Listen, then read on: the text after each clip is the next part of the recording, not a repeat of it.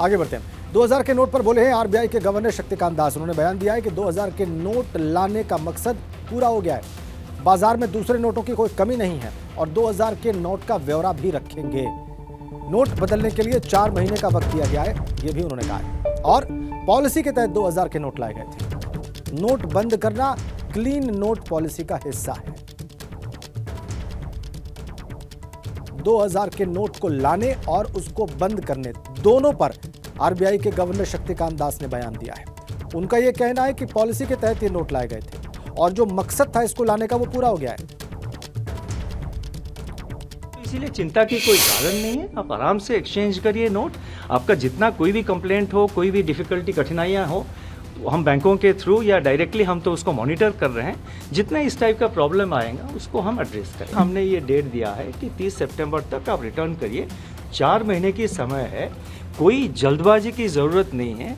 आराम से आपको जब भी टाइम हो, आप नेक्स्ट सितंबर 30 तक आप आराम से आके उसको एक्सचेंज करिए या अमाउंट अपने अकाउंट में, खाता में डिपॉजिट कर दीजिए। जैसे कि मैंने कहा, कुछ लोग फॉरेन कंट्रीज़ में रहते हैं, कुछ लोग फॉरेन ट्रैवल पे गए हैं। उन सब का जितने कठिनाइयाँ हैं, जितना डिफ़िकल्टीज़ है, वो हम सब स्टडी करके उसके कुछ हल निकालेंगे ज़रूर। ये मेरा आश्वासन है और मैं सबको अश्योर करना चाहता हूँ कि कोई मतलब कंसर्न की बात नहीं है।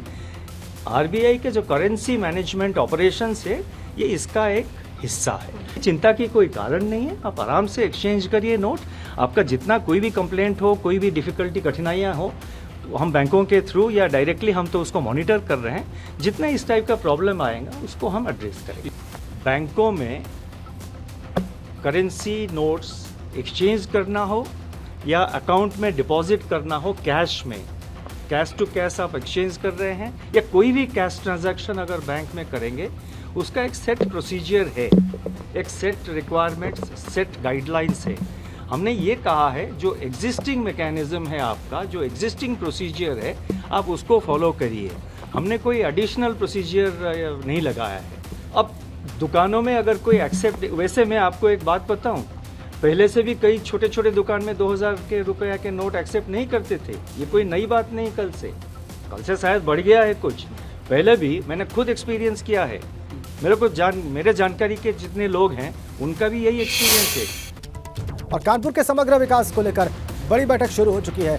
कानपुर मंडलायुक्त सभागार में ये बड़ी बैठक शुरू हुई है। यूपी विधानसभा अध्यक्ष सतीश महाना सभागार में मौजूद हैं और महापौर प्रमिला पांडे, विधायक सुरेंद्र मैथानी, महेश त्रिवेदी और अभिजीत सिंह सांगा इस बैठक में मौजूद हैं। मंडलायुक्त राजशेखर, जिलाधिकारी विशाख जी अय्यर, सीपी बीपी जोगदंड, नगर आयुक्त शिव शरणप्पा, जीएन और केडीए-वीसी अरविंद सिंह भी इस बैठक में शामिल हैं। तमाम विभागों के अधिकारियों से कानपुर के विकास को लेकर समीक्षा बैठक हो रही है। करीब 2 घंटे तक समग्र विकास को लेकर यह बैठक चलेगी। यूपी विधानसभा अध्यक्ष सतीश महाना ने इस बैठक को बुलाया है।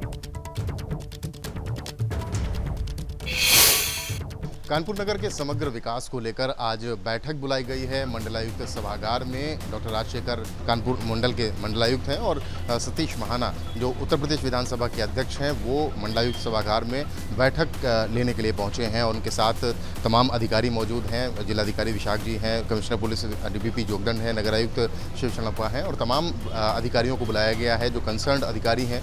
कानपुर में किस तरह से विकास की योजनाओं को चलाया जा रहा है, उनकी रिव्यू मीटिंग है और तमाम अन्य योजनाएं जो आने वाले दिनों में सामने आएंगी और कानपुर के विकास की किस तरीके की तस्वीर देखने को मिलेगी, उसकी समीक्षा को लेकर के ये बैठक बुलाई गई है। इससे पहले जब 18 नवंबर 2022 को ये बैठक बुलाई गई थी तो तमाम बखेड़ा हुआ था इस बैठक को लेकर के। जो सांसद हैं कानपुर के सत्यदेव पचौरी और अकबरपुर के देवेंद्र सिंह भोले, उन्होंने इस बैठक पर ही सवाल उठा दिए थे और ये कहा था कि सतीश महाना को इस बैठक को बुलाने का अधिकार नहीं है और ऐसे में इस बैठक पर काफ़ी ज़्यादा हंगामा और बखेड़ा हुआ था। पत्र भी लिखा गया था मंडलायुक्त को, लेकिन इस बार भी, पिछली बार भी वो दोनों लोग इस बैठक में नहीं पहुंचे थे। तमाम जनप्रतिनिधि आए थे, लेकिन इस बार भी वो बैठक में नदारद दिख रहे हैं। सियासत जिस तरीके से भारतीय जनता पार्टी की चल रही है, ऐसे में कहा जा सकता है कि इस तरीके की बैठकें उन सियासतों को और ज़्यादा हवा दे सकती हैं, तूल दे सकती हैं, क्योंकि भारतीय जनता पार्टी कानपुर में निकाय चुनाव से पहले 2 फाड़ हुए थे, 2 भागों में बटी हुई दिखी थी। निकाय चुनाव में हालांकि भारतीय जनता पार्टी ने अपने महापौर को जिताया, लेकिन इसके बाद जो तस्वीर आज निकलेगी वो देखने वाली बात जरूर होगी। कानपुर से कैमरामैन पंकज निगम के साथ रतीश त्रिवेदी, एबीपी गंगा।